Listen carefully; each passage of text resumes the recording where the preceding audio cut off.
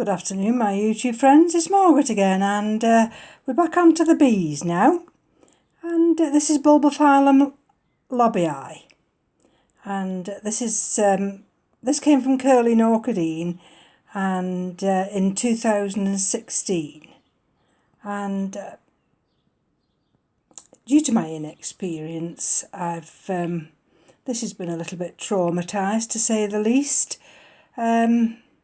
But it was only €6, and now I'm more experienced. I probably wouldn't go for a loose division like this. I'm not saying that some of them don't quickly adapt to your environment, but I was such a novice in 2016, not really knowing much about Bulbophyllum, so I just saw the price and I thought, oh well, we'll have that one. And it's got this new growth here, but now this is one of those that I may not actually keep. It may be one of those that goes under the hedge, as Roger would say. And the reason being, it's not really a genus that probably I want to go into. The same with this little one here. And Head of Ed's Orchids recently did a couple of videos on his tour. Well, not tour, but the exhibits at his local show. And I think it could have been, although I may be mistaken here, he has a lady friend and she's got a Bifrenara, and that had got two absolute gorgeous blooms. Well, this is my Bifrenara. And again, I've had this since 2017. It come as a lovely specimen, and since then it's just gone downhill. And it's not one that I feel that I can actually warrant my time, and they take up room on the shelf. So these two, I'm more than likely just going to get rid of, and then that means I've got more room. Now I'm going to link these three here in with the bees. The only reason being because of the Cattleya Alliance is so big. So I thought I'd use poetic justice and go for Brassolaeliocattleya Pink Diamond. I'd use the first letter and link this in with the bees. Now this Brassolaeliocattleya Pink Diamond recently came from Curly Orchidine, actually on the 10th of April.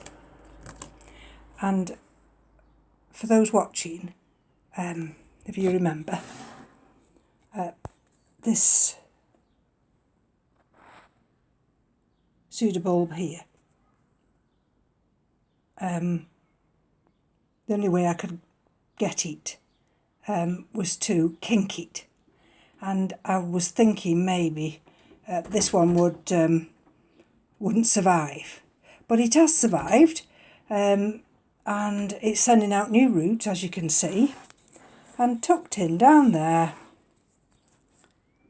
It's oops, can I get in? It's sending out a new growth. So this one's quite a big one. It grows very upright, and I split this, and this is the other one. That one, it was the healthier of the two, but I just thought, well, it was an unruly plant, and I wanted really to be able to get it into a pot and have it looking somewhat as a show one on the shelf. And can you just see in there just between the green stick and the other pseudobulb.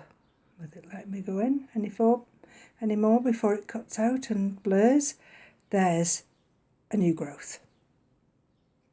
So both these are telling me now that they've transitioned to my environment. This one here, behind the new growth, I don't know if you'll see that, it has got a new root developing as well. So this has been fed and watered, and they're in this terracotta style pot. And if I just put that slightly back for you, and that one slightly back, I'll bring this one forward now. And this is one that I had in the baskets that were hung up. And this is BLC Pamela Hetherington. And those familiar with my channel, this is one that had scale. And so I did struggle with it, but it also gave me its first bloom, and which was rather nice. Can you just see those remnants of the scale? Those little white things. So I've had to spot using the systemic, and it usually is fine. You'll see there, there's the growing tip there. Well, what I thought I'd do, I was going to take it out of that basket and just see if I could get it in one of those bigger open baskets. And I'm just looking what that is there, but it isn't anything, it's just a little bit of the skin that forms on them. And I was having trouble anchoring it down. I was actually going to make a video of it, and I don't know what made me stop, and thank goodness I did, because what I ended up doing was cutting the rhizome just to get it in this particular pot. And when I cut the rhizome, there was the purple ring of fusarium. And I thought to myself, oh my goodness, I've got damn fusarium. And Roger will know, this is one that's come from,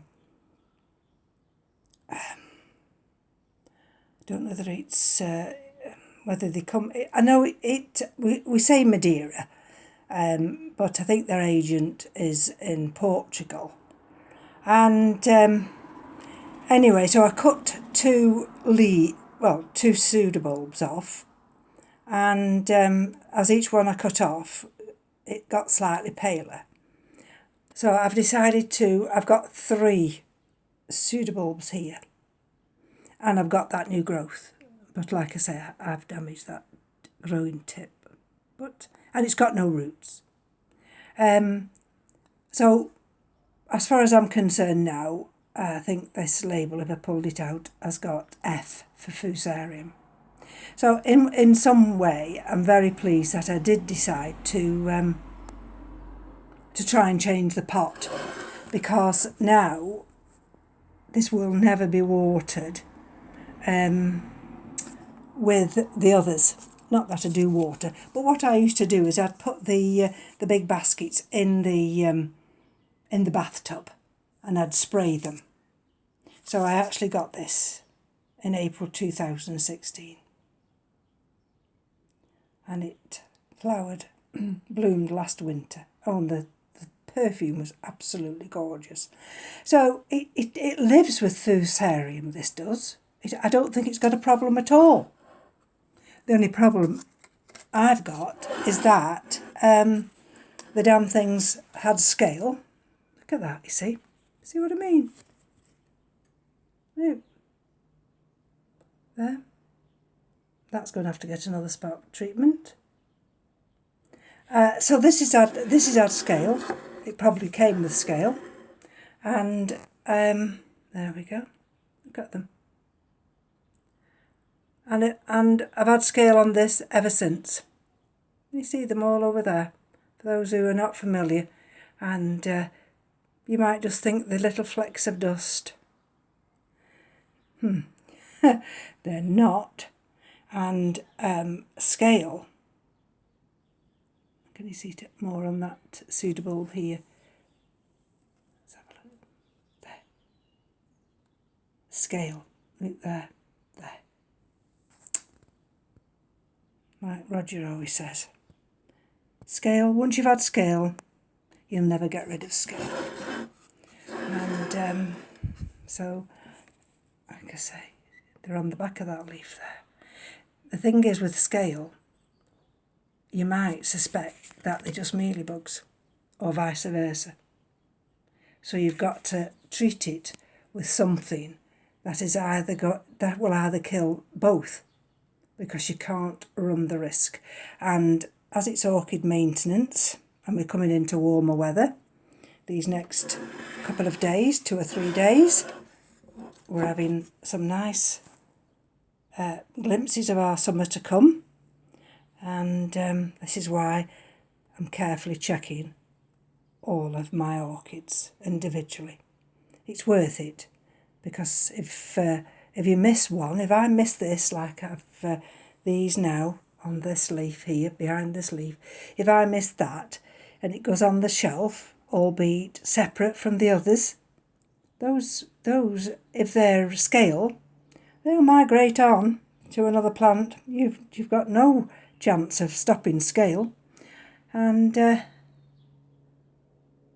so please be aware, just check your plants, and thank you for joining me for those in my collection that come under B.